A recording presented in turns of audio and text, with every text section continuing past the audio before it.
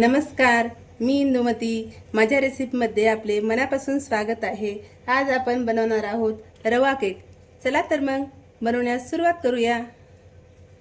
केकचे बॅटर तयार करण्यासाठी आपण इथे घेत आहोत अर्धी वाटी दही, अर्धी वाटी पिठी साखर,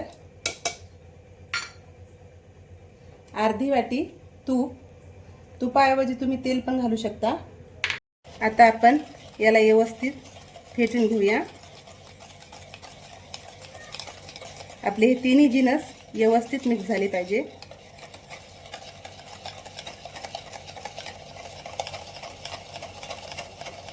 आता व्यवस्थित फेटून झाले आहे.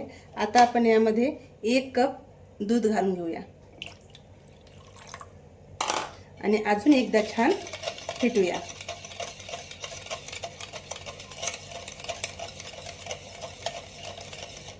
आता आपण यामध्ये 1 वाटी बारीक रवा घेतलेला आहे मी, ते घालून घेऊया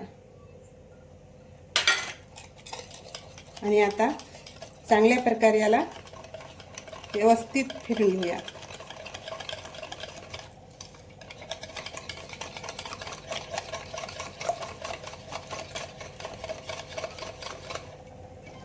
आता मुरण्यासाठी आपण अर्धा तास याला झाकून ठेवूया. तोपर्यंत आपण गॅसवर गरम करण्यासाठी कढई ठेवलेली आहे. त्यामध्ये मी थोडंसं मीठ टाकलेलं आहे. त्यावर एक स्टँड ठेवला आहे. आता आपण 5 मिनिट गरम करण्यासाठी ठेवू. इथे अर्धा तास झालेला आहे. आपले मिश्रण छान मुरले आहे. आता आपण एक वेळेस याला एकत्रित करून घेऊया. आता आपण यामध्ये अर्धी वाटी गव्हाचं पीठ घालून घेऊया. आपण हे गाळून घेऊया. अर्धी वाटी गव्हाचं पीठ, अर्धा चमचा बेकिंग पावडर, पाव चमचा खायचा सोडा टाकते, चिमूटभर मीठ. आता आपण याला गाळून घेऊया. गाळून घेतल्यामुळे आपले मिश्रण छान होते.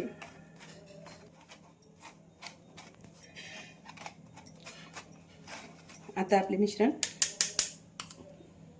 छान अजून एकत्रित करून घेऊया.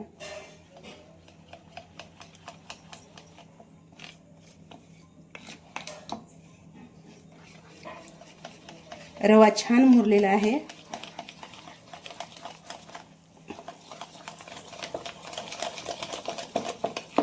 फेटणे खूप गरजेचे आहे. आपण जेवढे फेटून घ्याल तेवढे आपले मिश्रण हलके हलके होते.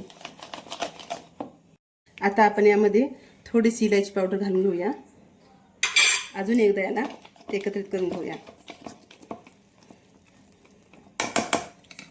मी येथे बेकिंग टीन घेतलेला आहे. त्याला आता आपण व्यवस्थित तेल लावून घेऊया.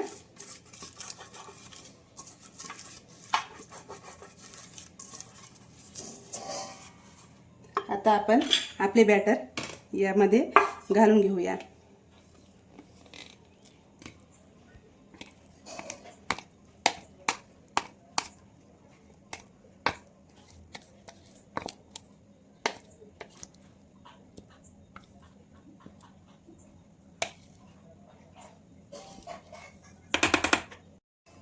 आता आपण याला एकदा व्यवस्थित करून घेऊया. आता आपण यामध्ये थोडीशी तुटी फुटी घालून घेऊया.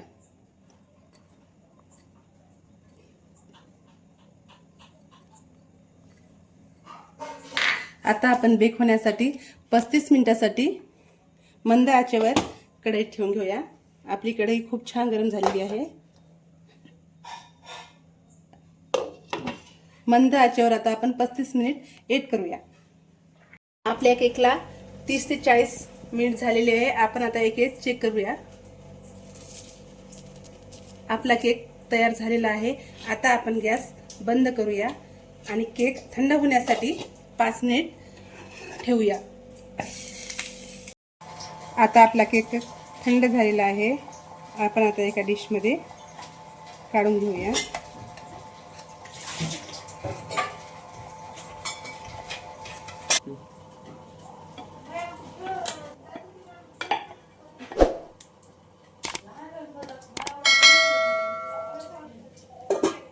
तुम्ही पाहू शकता आपला केक खूप छान झालेला आहे, मस्तपैकी.